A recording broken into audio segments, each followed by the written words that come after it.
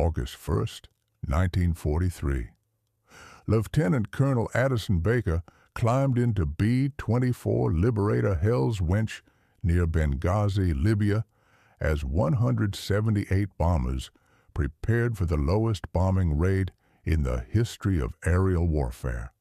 36 years old, 14 years in the cockpit, commander of the 93rd Bomb Group. The target, Ploiești, Romania. 9 oil refineries producing 1/3 of all the fuel feeding Hitler's war machine, ringed by the heaviest anti-aircraft defenses in Europe outside Berlin. Ploiești was no ordinary target. In June of 1942, 13 B-24s had attacked the refineries from high altitude. They caused almost no damage, but the raid had a devastating consequence. It told the Germans exactly what the Allies intended to destroy. In the 12 months since, General Alfred Gerstenberg, the Luftwaffe commander in Romania, had transformed Ploiești into a fortress. More than 200 anti-aircraft guns now surrounded the refineries. Barrage balloons floated above the smokestacks on steel cables thick enough to slice a wing. Machine guns were hidden inside haystacks, railroad cars, and fake buildings. Nearly 300 fighters waited on surrounding airfields. Any high-altitude raid would face a wall of flak and interceptors. So Allied planners chose a different approach. 178 B-24 Liberators would fly 1,200 miles from Libya, cross the Mediterranean, pass over occupied Greece in the mountains of Yugoslavia, and attack Ploiești at treetop level, 200 feet off the ground, below radar, below the heavy flak batteries calibrated for high-altitude bombers. But at 200 feet, the B-24s would fly directly into the kill zone of every rifle, machine gun, and 20mm cannon in Romania. The B-24 Liberator was never designed for this. It was a high-altitude heavy bomber built to operate at 25,000 feet. At 200 feet, it became a 4-engine target the size of a barn, moving at 200 miles per hour, with 4,500 gallons of aviation fuel in its tanks. One tracer round in the right place would turn a Liberator into a fireball. The crews had spent weeks training for low-level approaches in the Libyan desert, flying over a full-scale replica of the Ploiești refineries, built from tent poles and oil drums. Sitting in the co-pilot seat of Hell's Winch was Major John Gerstad, 25 years old, a former school teacher from Racine, Wisconsin. He had already flown more than his required 25 combat missions with the 93rd Bomb Group. His tour was finished. He had earned the Distinguished Flying Cross, a Silver Star, and a ticket home. His war was over. Nobody would have questioned him for leaving. Gerstad did not leave when he learned that his old bomb group was planning a low-level attack on the most defended target in Europe. He volunteered. He signed on as operations officer to help plan the mission. Then he climbed into the co-pilot seat of the lead aircraft, the first bomber in formation, the one that every anti-aircraft battery would target first. Mission planners estimated 30% losses. At least 50 aircraft would not return. 500 men would be killed or captured. The round trip covered 2,400 miles.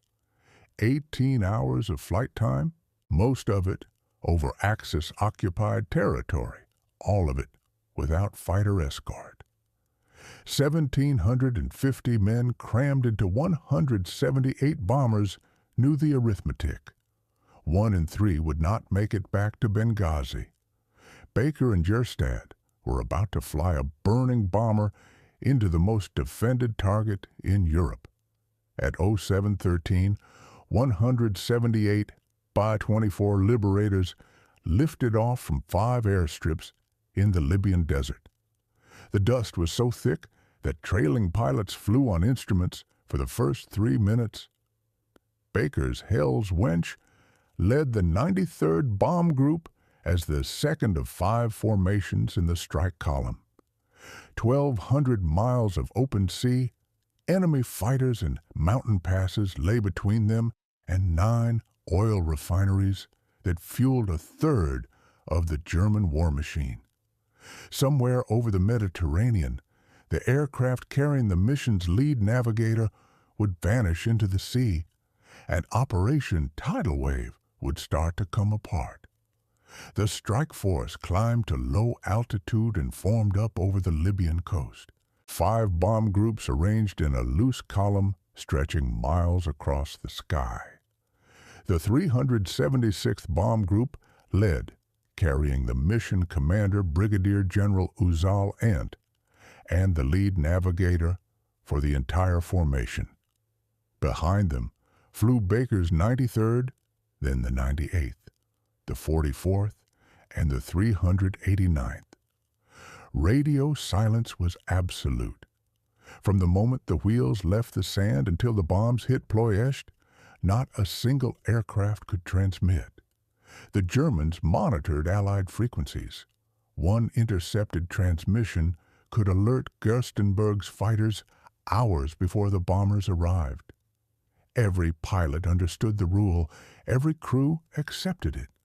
But radio silence meant that if anything went wrong, there was no way to warn the rest of the formation.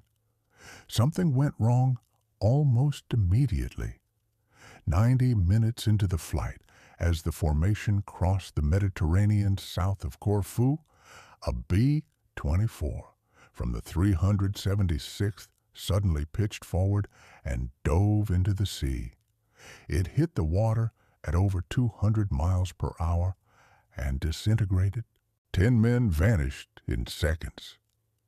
Trailing crews watched the impact point pass beneath them. White foam, a fuel slick, nothing else. No survivors. The aircraft carried Lieutenant Brian Flavel, one of the mission's most experienced navigators. The cause of the crash was never confirmed. Some accounts attributed it to mechanical failure, others to a faulty autopilot that pitched the nose down while the crew rested.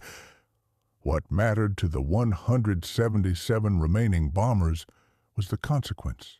Flavel's navigator had been responsible for coordinating the final approach to the target. His charts, his calculations, his timing, gone to the bottom of the Mediterranean. Baker, flying Hell's Wench in the second formation, had no way to know the full impact. He could see the gap in the lead group ahead.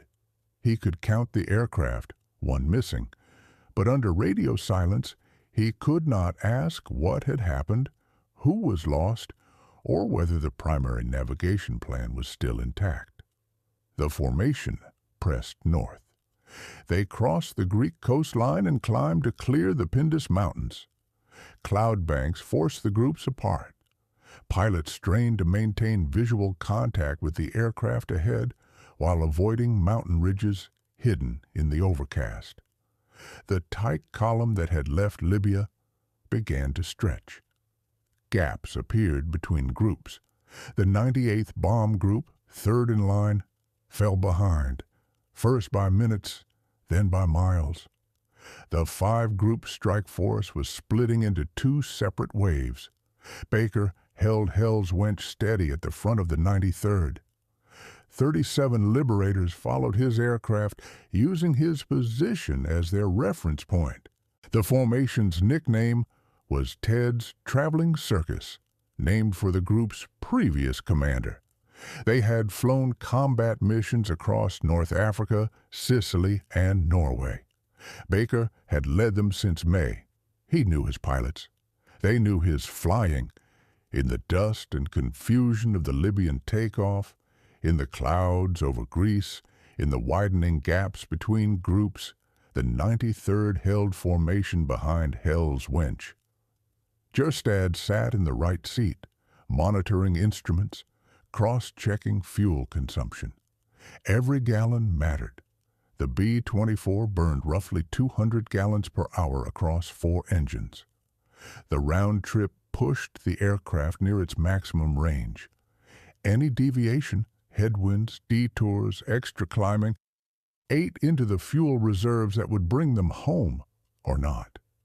They cleared the mountains and descended over Yugoslavia. The scattered cloud cover broke. The formation crossed into Romanian airspace south of the Danube.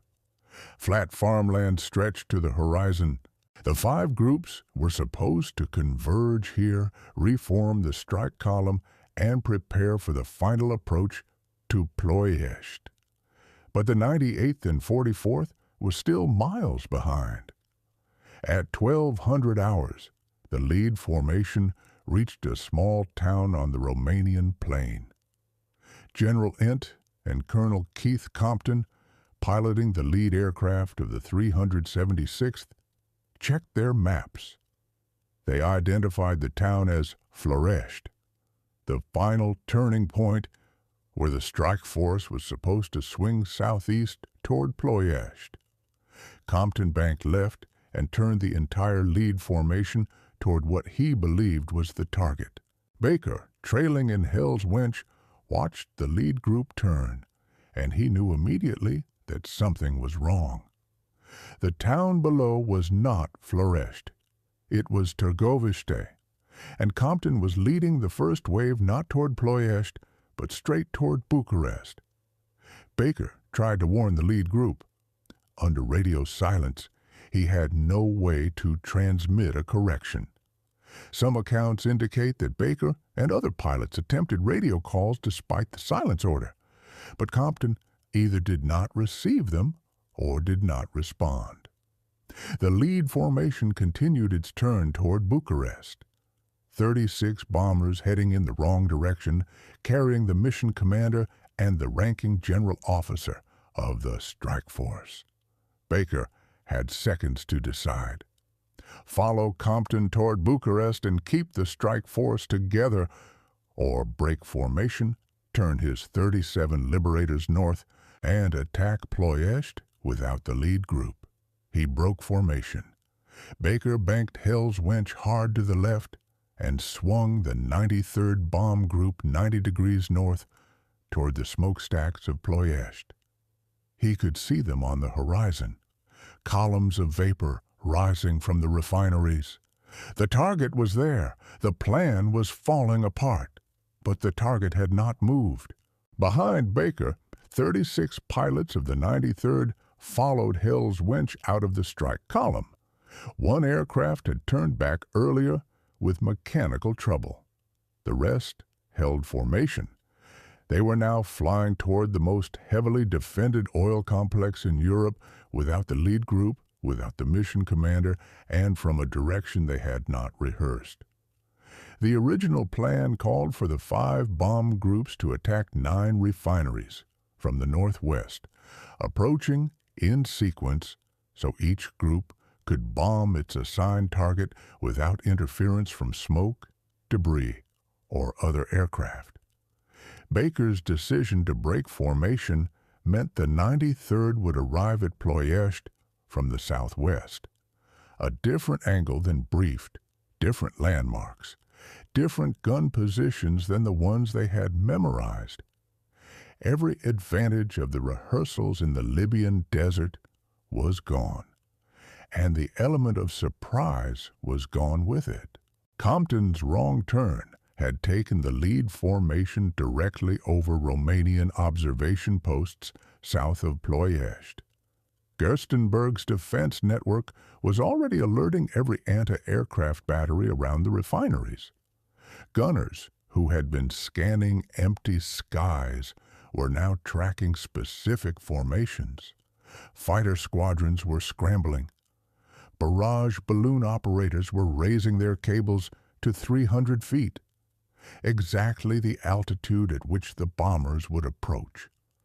Baker knew none of these details. What he knew was simpler.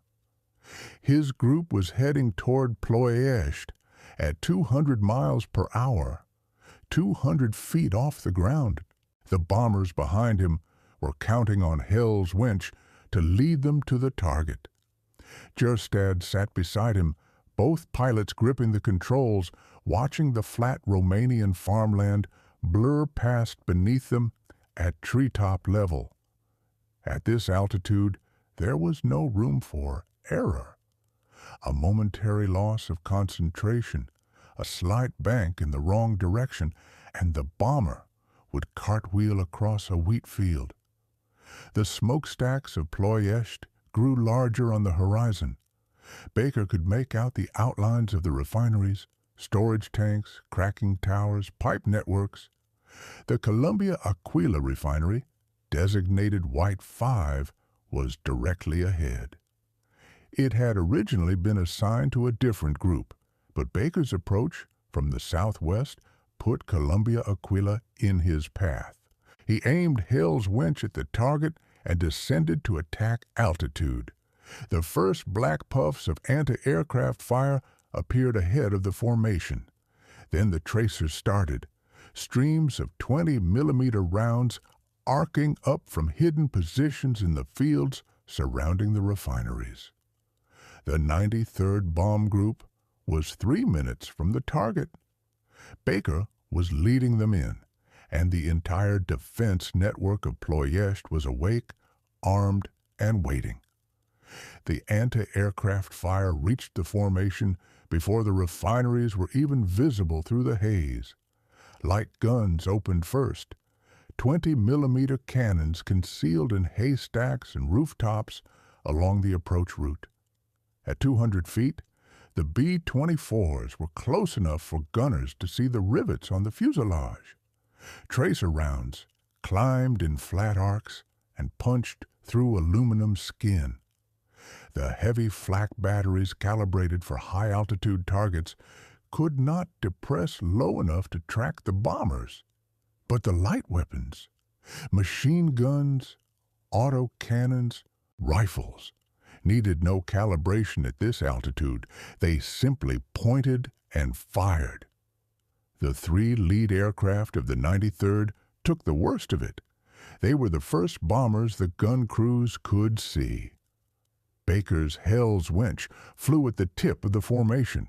Behind him, the rest of the group fanned out into attack formation, each aircraft searching for its assigned target through the thickening smoke. 3 miles from the Columbia Aquila refinery, a large-caliber anti-aircraft shell struck Hell's winch. The impact tore through the fuselage and ruptured fuel lines. Aviation gasoline, 100 octane, volatile enough to ignite on contact with a spark, sprayed across the interior of the aircraft. Within seconds, fire broke out in the bomb bay. Flames spread through the fuselage, fed by the fuel reserves in the wing tanks. Baker and Gerstad felt the hit. The aircraft shuddered. Warning indicators across the instrument panel lit up. Through the cockpit windows, both pilots could see flames streaming from the fuselage behind them. The fire was spreading toward the wings. If it reached the main fuel tanks, Hell's winch would explode in mid-air.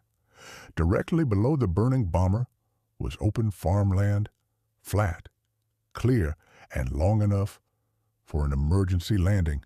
Baker was flying at 200 feet. He could have pushed the nose down, cut the throttles, and put the Liberator on its belly in a Romanian wheat field. At that speed and altitude, a crash landing on flat ground was survivable. The crew could have evacuated. They would have been captured by Romanian forces, spent the rest of the war in a prison camp, and come home alive. Baker did not land. He kept Hell's winch on course. The Columbia Aquila refinery was 3 minutes ahead. 36 Liberators of the 93rd Bomb Group were flying behind him in attack formation, using his aircraft as their guide to the target. If Baker turned away to save his crew, the lead aircraft would be gone. the formation losing its reference point at the worst possible moment, 3 minutes from bomb release at treetop level under heavy fire, approaching from an unrehearsed direction. The attack could disintegrate. Baker held course. Gerstad held course beside him. The two pilots gripped the controls of a 65,000-pound bomber that was burning from the inside out and flew it straight toward the largest oil refinery in their path. The fire inside Hell's Winch intensified. Smoke filled the fuselage. The crew in the rear of the aircraft could feel the heat through the airframe.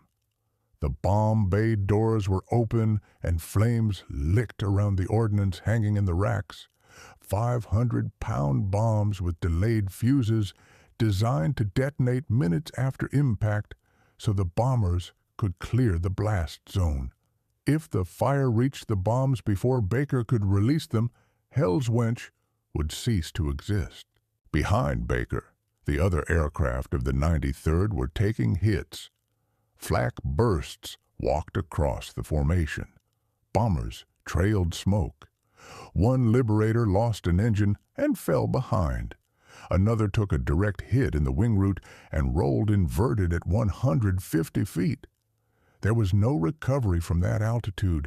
It hit the ground in a ball of fire and slid across a farm field. 10 men gone in 2 seconds. The Columbia Aquila refinery filled the windscreen of Hell's Winch. Storage tanks, cracking towers, smokestacks, pipe networks running between buildings. Baker could see the refinery in detail now, close enough to read markings on the storage tanks. Flames were visible inside his own cockpit. Smoke obscured the instruments. The heat was becoming unbearable. Baker pointed the burning nose of Hell's Winch at Columbia Aquila and held his course. The bomb release point was seconds away. Baker released the bombs. Hell's Winch shuddered as 500-pound ordnance dropped from the burning bomb bay and fell toward the Columbia Aquila refinery. At 200 feet, the bombs needed barely 2 seconds to reach the ground. The delayed fuses started their countdown. Baker did not wait to see the impact. The moment the bomb racks were empty, he pulled the control column back and pointed the nose of Hell's Winch upward. He was not trying to escape. At this point, Baker knew the aircraft was lost. The fire had consumed too much of the fuselage. The controls were sluggish. Hydraulic lines were burning through. What Baker was trying to do was climb, gain enough altitude for his 8 crewmen in the rear of the aircraft to jump. A parachute needed a minimum of 300 feet to open. Baker had been flying at 200.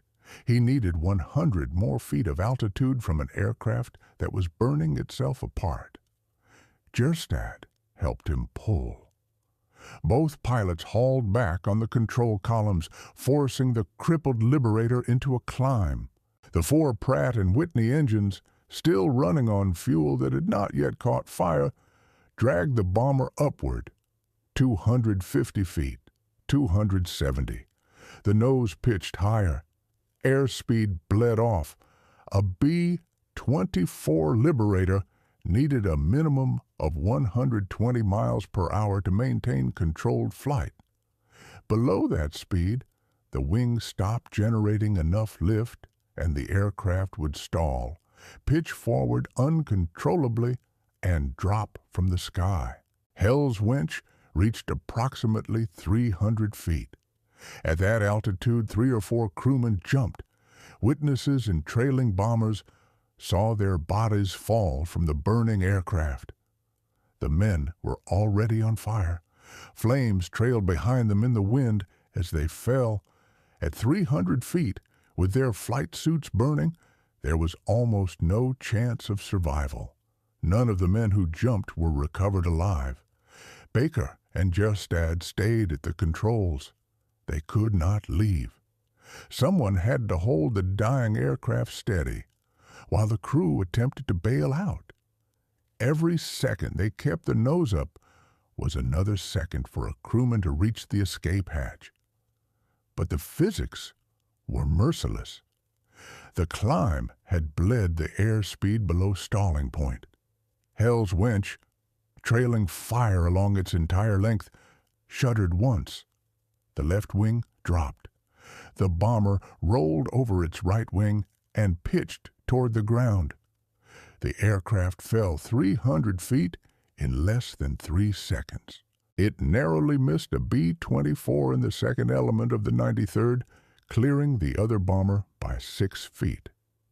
Then, Hell's winch hit the ground. The impact detonated the remaining fuel in the wing tanks. The explosion was visible to pilots a mile behind the formation. Lieutenant Colonel Addison Baker was killed on impact. Major John Gerstad was killed beside him. All 10 men aboard Hell's winch died on August 1st, 1943, within sight of the Columbia Aquila refinery. Baker was 36, Gerstad was 25. Gerstad had not needed to be there. His war had been over. He had chosen this seat, this aircraft, this mission. But the 93rd Bomb Group was still flying. Baker's decision to hold course in a burning aircraft had kept the formation together long enough for the group to reach the target.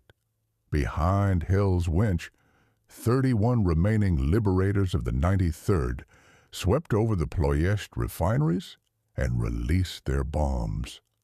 Explosions rippled through the Columbia Aquila complex. Storage tanks erupted. Cracking towers collapsed in sheets of flame. Black smoke billowed thousands of feet into the air, so thick that trailing aircraft flew through it blind. 11 B-24s of the 93rd were shot down over the target. More than 100 men from Baker's group were killed or captured within minutes of his death. The refinery burned. The bombers that survived pulled up, gained altitude, and turned south toward Libya. Behind them, Ploiești was a wall of flame and smoke. But the raid was not over. The 93rd and the 376th had already passed through. Now the 98th and 44th bomb groups, the ones that had fallen behind over Yugoslavia, were approaching from the northwest on the original heading. They were about to fly into a target that was already burning, defended by gunners who were already firing, and crowded with bombers coming from the opposite direction. The 98th Bomb Group arrived over Ploiești at 12 hours, 20 minutes behind the 93rd. Colonel John Kane led 39 liberators on the correct heading from Ploiești. The approach the entire strike force had rehearsed, but the scene ahead was unrecognizable. The Columbia Aquila refinery was a wall of fire. Black smoke from Baker's attack rose thousands of feet, turning the target area into a canyon of flame and zero visibility. Through the smoke, Kane could see explosions still rippling across the refinery complex, and somewhere in that inferno, aircraft from the 93rd were still clearing the target. Kane did not turn away. He took his 39 bombers directly into the smoke. The 98th's assigned target was the Astra Romana refinery, a separate complex on the eastern edge of Ploiești. But the smoke and confusion made target identification nearly impossible at 200 feet. Kane held his formation together and pushed through.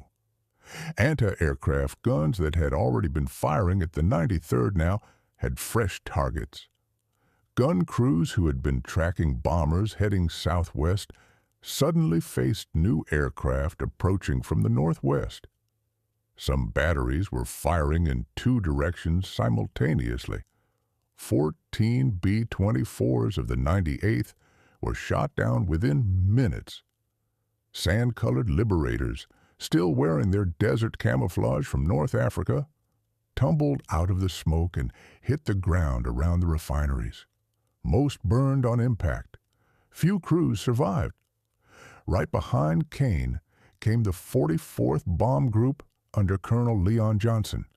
16 liberators aimed at White 5, the same Columbia Aquila refinery that Baker's 93rd had already bombed. It was still burning. Johnson's pilots flew through flame and smoke so thick that several aircraft emerged with scorched paint. At treetop level, the heat from the burning refinery was strong enough to buffet the bombers in turbulence. Johnson's group dropped their ordnance on a target that was already destroyed and fought their way clear. 5 of his 16 aircraft were shot down over the target. On the northern edge of the complex, Major James Posey led 21 aircraft from the 44th on a separate run against the Créditoul Minier refinery south of Ploiești. His bombers carried heavier 1,000-pound bombs. Posey's approach took his formation through the same anti-aircraft corridor that had shredded the 93rd, but he pressed through and hit his target. He lost 2 aircraft. The last group to attack was the 389th, the least experienced of the 5. Colonel Jack Wood led his formation to the Steaua Romana refinery at Câmpina, northwest of Ploiești. The 389th had separated from the main force as planned and followed its own route to an independent target. Their approach was closer to the original plan than any other group, but the defenses at Câmpina were waiting. Second Lieutenant Lloyd Hughes flew his B-24 Old Kickapoo toward the Câmpina refinery at 200 feet. Anti-aircraft fire hit his fuel tanks. Aviation gasoline streamed from the punctured wing, leaving a visible trail of fuel behind the aircraft. Hughes was flying directly toward a refinery that was already on fire from preceding bombers. The fuel streaming from his aircraft would ignite the moment it touched flame. Hughes held course. His bombardier released the bombs on target. Then the fuel trail caught fire. Old Kickapoo became a torch. Hughes attempted a crash landing in a riverbed beyond the refinery. The aircraft broke apart on impact. Hughes and 5 of his crew were killed. The remaining 4 were captured. Lloyd Hughes was 21 years old. He received the Medal of Honor posthumously, the 3rd of the mission, alongside Baker and Gerstad. Kane and Johnson both survived the target area.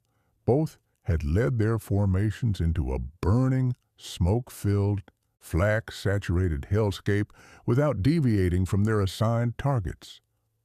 Both received the Medal of Honor, the only 2 awarded to living recipients that day. 5 Medals of Honor for a single mission. It had never happened before in American military history. It has never happened since. The surviving bombers turned south, damaged, burning, leaking fuel, missing engines, carrying dead and wounded crew. The return trip to Benghazi was 1,200 miles across enemy territory. Romanian and Bulgarian fighters were already in the air hunting stragglers, and most of the surviving B-24s were flying on less than half their fuel. The surviving aircraft straggled south in 1s and 2s. The tight formations that had crossed the Mediterranean that morning no longer existed. Bombers flew alone or in groups of 3 or 4, trailing smoke, missing chunks of wing and tail, engines feathered or burning. Some aircraft had dead men still at their gun positions. Others carried wounded crewmen lying on the floor of the fuselage, bleeding onto spent shell casings. Romanian fighters found them over the plain south of Ploiești. Messerschmitt 109s and Romanian IAR-80s dove on the damaged bombers from above. At low altitude, the B-24 was slow and unmaneuverable, lumbering across the Romanian countryside at 5,000 feet with half its guns jammed or unmanned. Gunners who were still alive and unwounded fired back. Some liberators took additional hits and went down over Romania. Others crashed in Bulgarian territory as they crossed the border. 3 Messerschmitt 109s from Karlovo, Bulgaria, intercepted a group of stragglers. 10 more Bulgarian fighters, older Avia B-534 biplanes, joined the attack. The Bulgarian pilots scored their first kills of the war against the crippled Americans. 2 B-24s went down over Bulgaria. Over Yugoslavia, 2 liberators collided while trying to evade fighters. Both crashed. Over the Ionian Sea, 5 more B-24s were shot down by Messerschmitts from Jagdgeschwader 27. The fuel calculations that had been marginal at takeoff were now catastrophic. Aircraft that had deviated from the planned route, climbed to avoid mountains, or circled over the target had burned through their reserves. Pilots watched their fuel gauges drop toward zero over the Mediterranean. Some made it to Allied airfields on Cyprus. Others landed in what is now Syria. 23 B-24s diverted to emergency fields across the eastern Mediterranean. 78 crewmen landed in neutral Turkey and were interned for the duration of the war. 1 liberator limped back to Libya with 365 bullet holes in its airframe. Its survival was attributed to the fact that most of the damage had come from Bulgarian biplanes armed with small-caliber machine guns, too light to bring down a 4-engine bomber, but heavy enough to riddle it with holes. As the afternoon turned to evening, ground crews at the 5 airstrips near Benghazi counted the returning aircraft. They had watched 178 bombers take off that morning.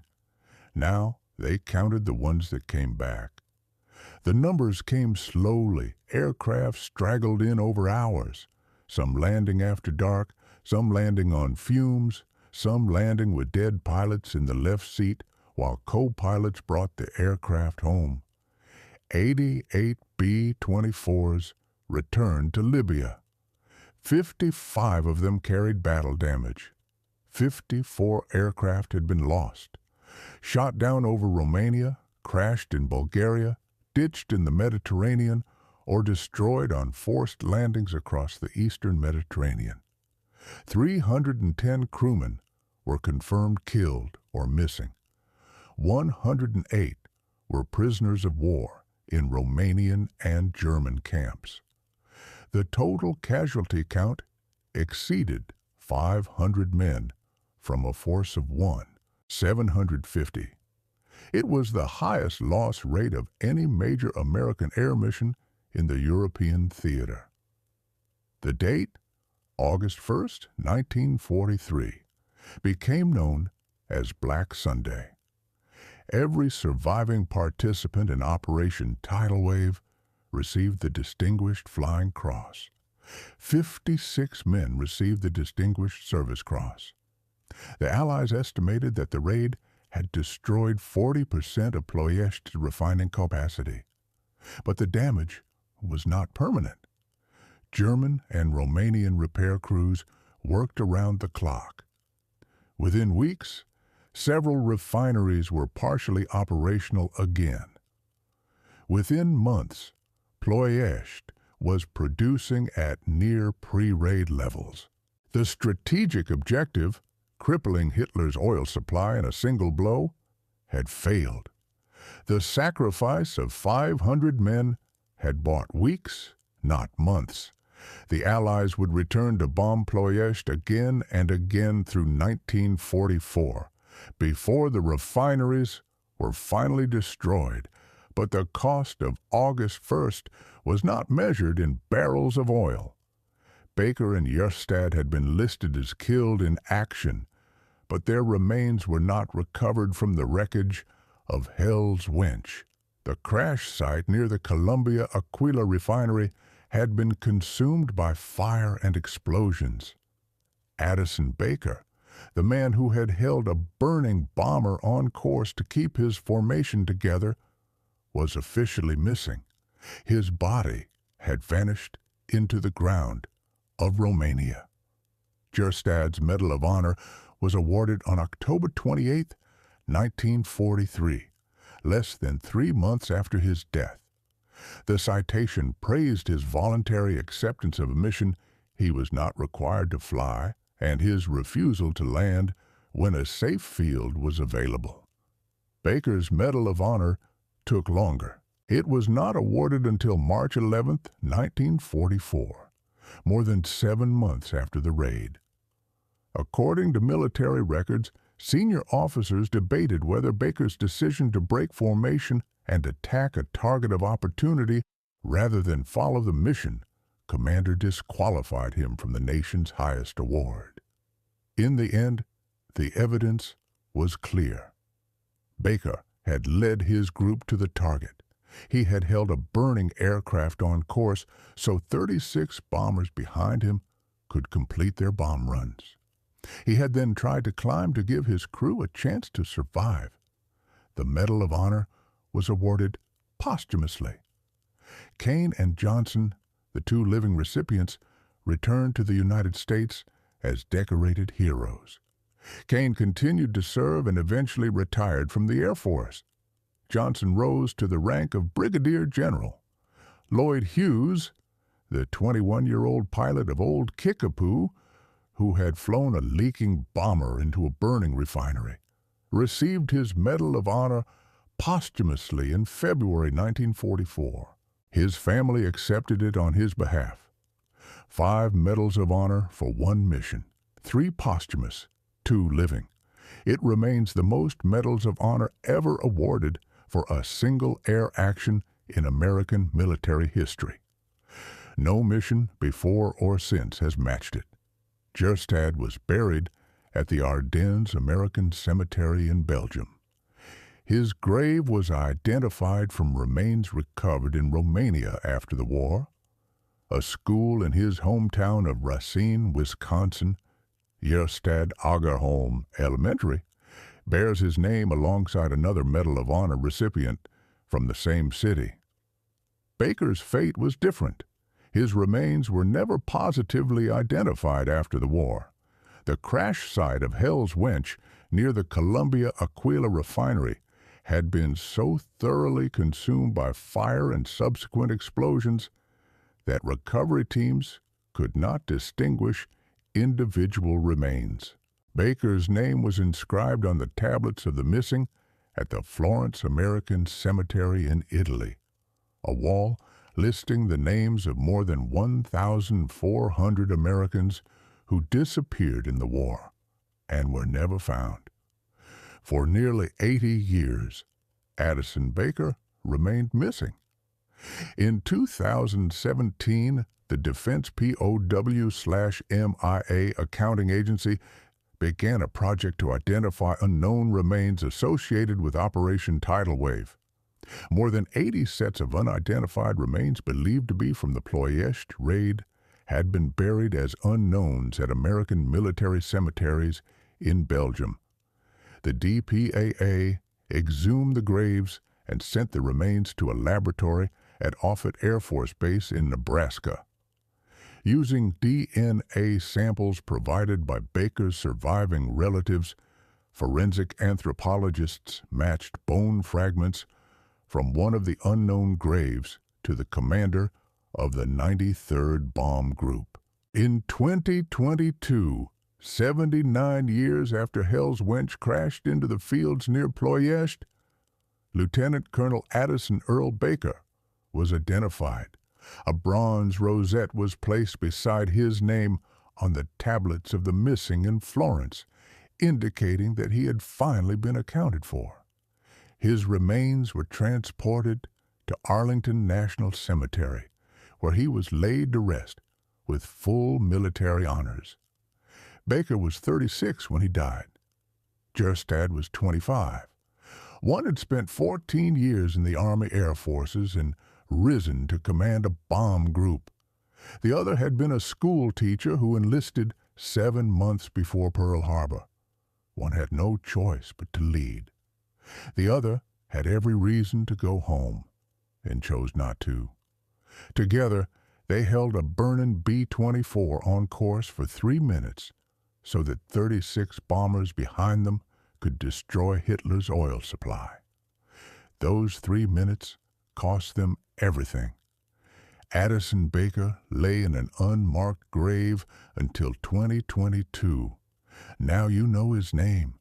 That matters.